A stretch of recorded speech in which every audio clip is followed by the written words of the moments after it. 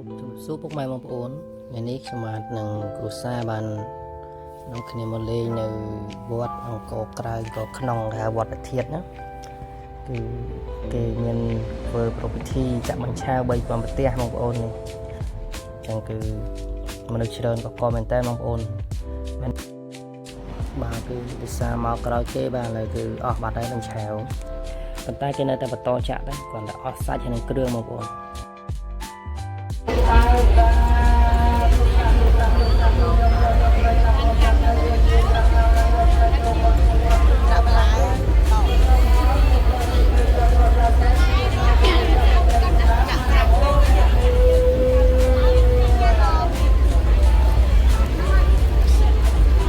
តើដាក់សាច់ផង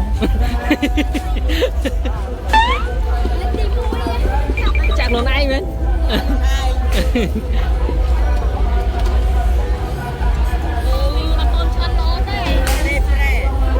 លើកទី1ចាក់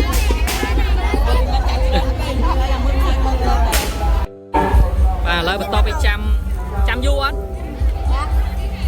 ចាំមកលើ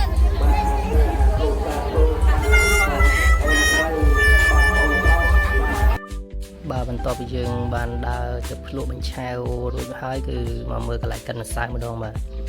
នេះគឺគេចាក់អត់ទាន់ទេគឺមានតែកិនម្សៅថែមនេះថាយើងចាក់បន្តមិនមែន3000ប្រទេសទេគឺថាលោដល់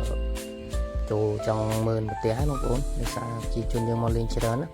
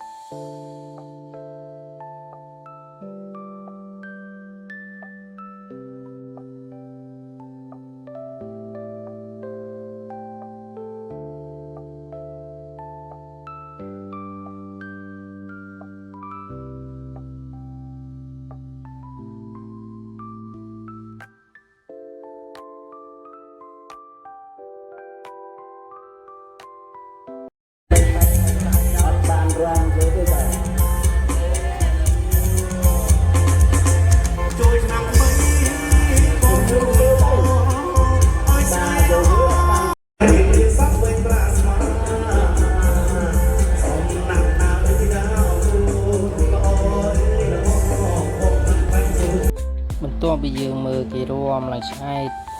ទាំងដែលมันបានរួមជាមួយគេផងគឺឥឡូវនេះគឺរៀបចំដើរទៅក្រៅវិញហើយបងប្អូនតូចចិត្តពេកអត់បានរួមភាសាអត់ហ៊ានរួម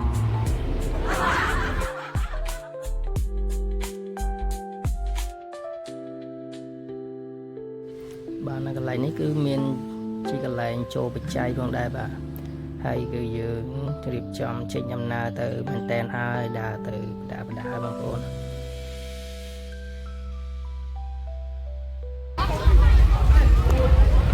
បាទឥឡូវនេះគឺយើងចេញទៅវិញហើយបាទ